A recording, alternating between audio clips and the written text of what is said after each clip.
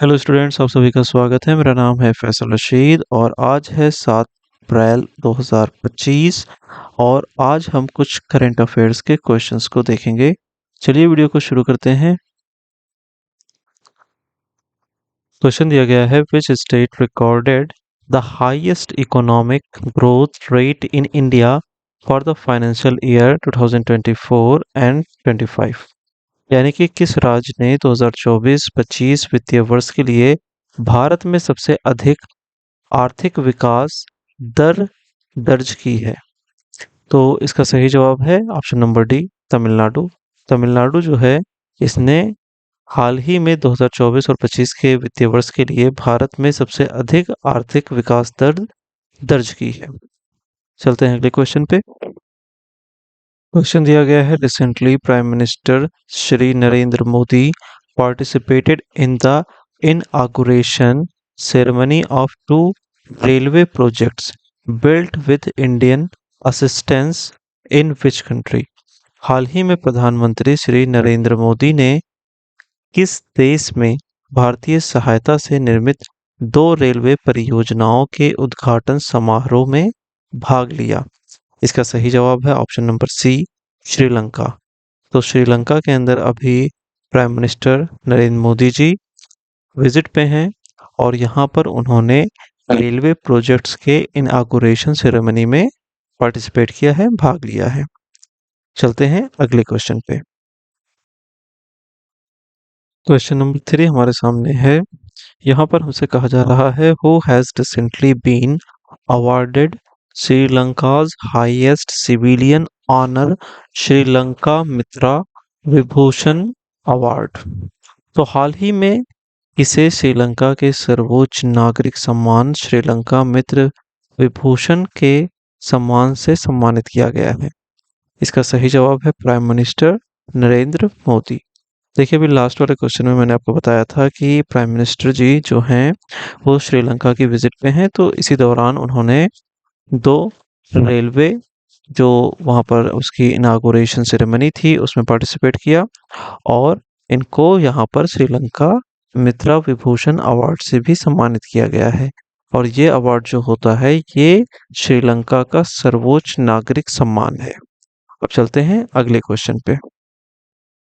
हमारे सामने अगला क्वेश्चन है, कह रहा है, recently in which district of Tamil Nadu a new inscriptions जो होते हैं ये एक तरीके की लिखाई होती है किसी पत्थर के ऊपर, related to Raj Raja Chola has been discovered atop the Somagiri hills.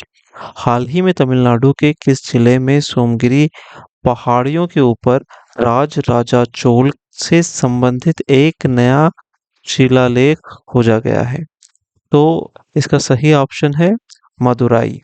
Madurai जो है ये तमिलनाडु का एक डिस्ट्रिक्ट है। तमिलनाडु में टोटल 38 डिस्ट्रिक्ट्स हैं और तमिलनाडु का मदुराई जो है वहां पर आपको सोमगिरी हिल्स देखने को मिलेंगी और यहीं पर राज राजा चोल का एक इंस्क्रिप्शन देखने को मिला है। यानी कि इससे ये बात क्लियर होती है कि जो राज राजा चोल थे उनका बहुत ही ज्यादा इन्फ्लुएंस था मदुराई के अंदर सोमगिरी हिल्स पर। अब हम चलते हैं अगले क्वेश्चन पे। हमारे सामने क्वेश्चन नंबर 5 है। यहाँ पे लिखा हुआ है, union minister for tribal affairs Shri jewel Oram inaugurated a 2-day mega medical camp in Sundargarh of which state? यानी कि केंद्रीय जनजातीय कार्य मंत्री श्री जुअल ओरम ने किस राज्य में या किस राज्य के सुंदरगढ़ में 2 दिवसीय मेगा चिकित्सा शिविर का उद्घाटन किया? तो इसका सही जवाब है उड़ीसा। उड़ीसा जो है यहाँ पर यूनियन मिनिस्टर जो हैं ट्राइबल अफेयर्स के श्री जुअल ओरम, इन्होंने 2 दिनों तक एक मेगा चिकित्सा शिविर चलेगा, मेडिकल कैंप चलेगा। ये मेगा है, बहुत ही बड़ा है। कहाँ चलेगा? सुंदरगढ़ में चलेगा। और ये सुंदरगढ़ कहाँ पर है? उड़ीसा में है। तो इसका इन्होंने क्या किया है? उद्घाटन किया है। चलिए अब चलते हैं अगले क्वेश्चन की तरफ। क्वेश्चन नंबर 6 है हमारे सामने लिखा हुआ है recently the government of India released which edition of its publication titled Women and Men in India 2024 Selected Indicators and Data। हाल ही में भारत सरकार ने भारत में महिलाएं और पुरुष 2024 चयनित संकेतक और डेटा शीर्षक से अपने प्रकाशन का कौन सा संस्करण जारी किया। तो इसका संस्करण जो है वो 26वां है जो जारी हुआ है इस बार। तो ऑप्शन नंबर बी जो है आपका ये करेक्ट आंसर होगा।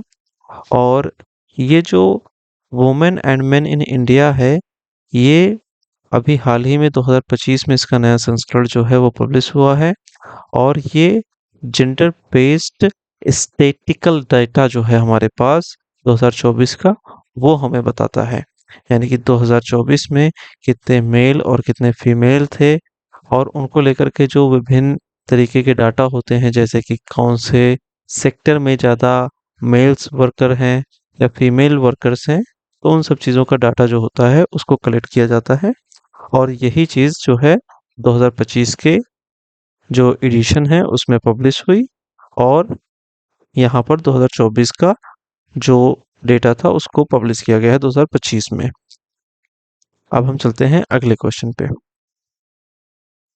क्वेश्चन नंबर 7 कह रहा है due to Ayushman Bharat out of pocket expenditure on health in India has decreased from 62% in 2024 to what percentage। Ayushman Bharat के कारण भारत में स्वास्थ्य पर 2014 में जेब से होने वाला खर्च 62% से घटकर कितना प्रतिशत हो गया है। यानी कि 2014 में अगर कोई व्यक्ति था और उसको एक एवरेज के हिसाब से देखा जाए कि वो बीमार पड़ा और उसने खर्चा किए, तो वो लगभग 62% अपनी इनकम को खर्च कर देता था, अपनी बचत को खर्च कर देता था। लेकिन अभी 2025 की बात करें, डेटा 2024 का होगा, तो हम अभी की बात करते हैं। तो यहाँ पर क्या हुआ है कि ये जो 62% का एक्सपेंडिचर था वो 38% हो गया है, क्योंकि जो बहुत सारा लाभ होता है वो आयुष्मान भारत की स्कीम्स के थ्रू आपको मिल जाता है। तो आपकी इतनी जो इनकम होती है, जो आपका पास जो पैसा होता है वो आपको खर्चा नहीं करना पड़ता है, बल्कि ये सारा एक्सपेंस जो है वो सरकार अपनी तरफ से कवर करती है।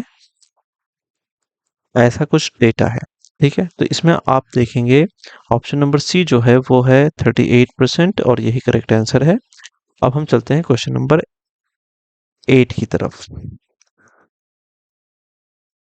क्वेश्चन दिया गया है recently Delhi has become which state union territory to implement Ayushman Bharat Pradhan Mantri Jan Arogya Yojana.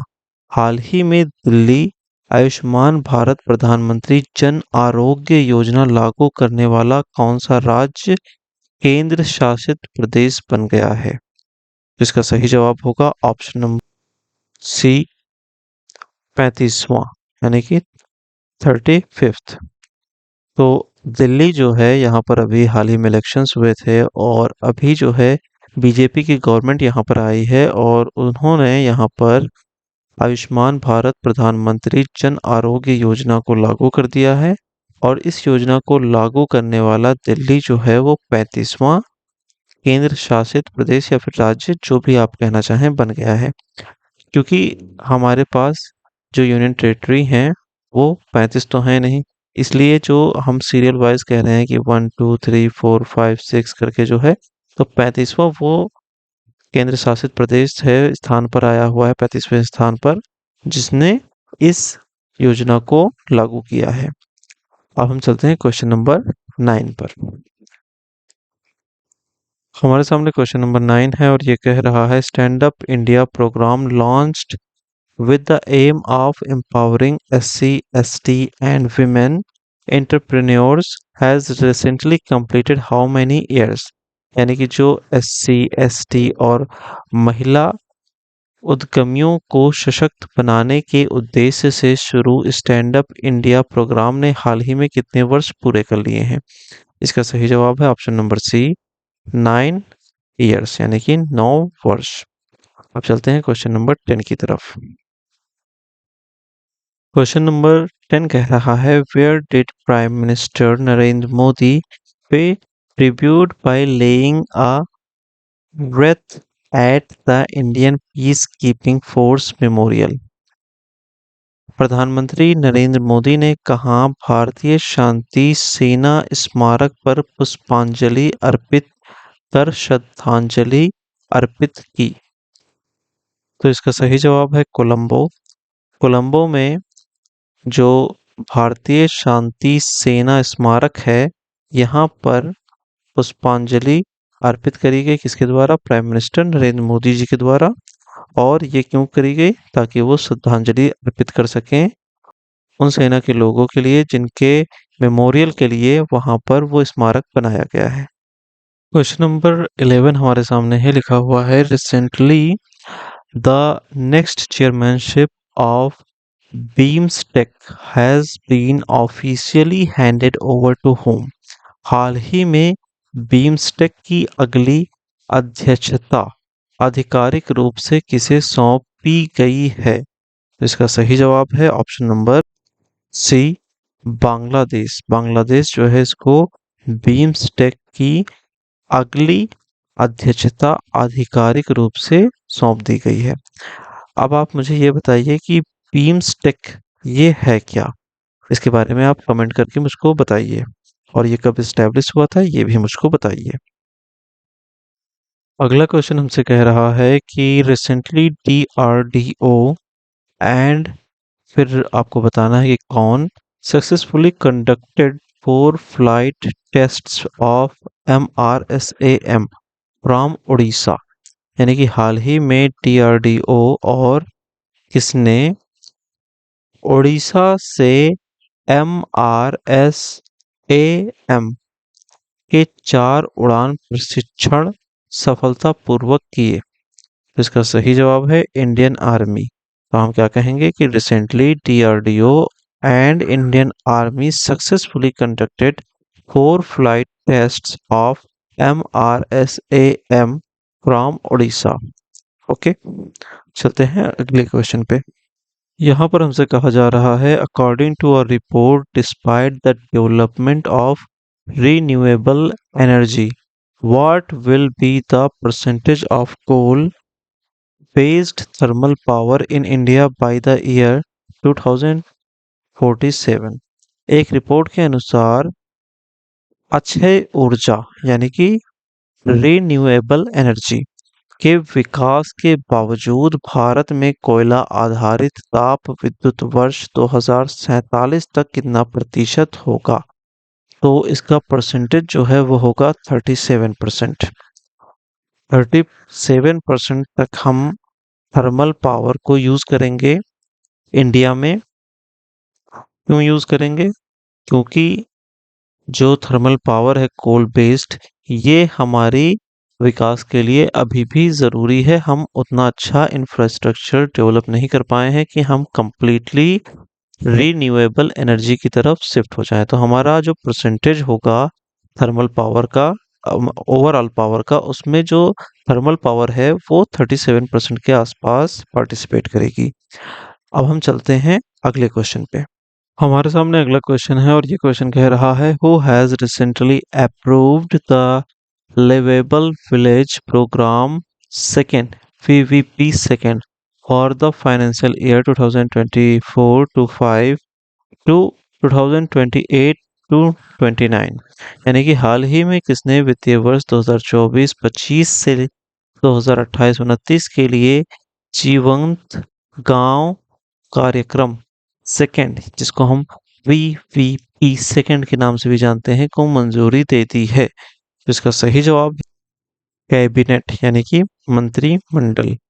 तो मंत्रिमंडल ने हाल ही में वित्तीय वर्ष 2024-25 से 2028-29 के लिए जीवंत गांव कार्यक्रम या ग्राम कह सकते हैं कार्यक्रम सेकेंड VVP सेकंड को मंजूरी दे दी है। चलते हैं अगले क्वेश्चन की तरफ। अगला क्वेश्चन हमसे कह रहा है, president Droupadi Murmu will visit Portugal and एक दूसरी कंट्री जिसका नाम आपको बताना है on a state visit from April 7 to 10 2025, यानी कि 7 अप्रैल से 25 अप्रैल तक। हिंदी में देखेंगे, राष्ट्रपति द्रौपदी मुर्मू 7 से 10 अप्रैल 2025 तक पुर्तगाल और किस देश की राजकीय यात्रा पर जाएंगी? तो इसका सही जवाब है स्लोवाकिया। पुर्तगाल और स्लोवाकिया प्रेसिडेंट जाएंगी इनकी राजकीय यात्रा पर, यानी कि स्टेट विजिट पर, ताकि जो हमारी टाइज हैं इकोनॉमी को लेकर के या फिर किसी और चीज़ों को लेकर के, उसमें थोड़ी सी स्ट्रेंथ पैदा की जा सके या फिर कुछ नए तरीकों को वहां पर जाकर के सेटअप किया जा सके, रिश्ते कुछ अच्छे किए जा सके एक दूसरे के साथ देशों के।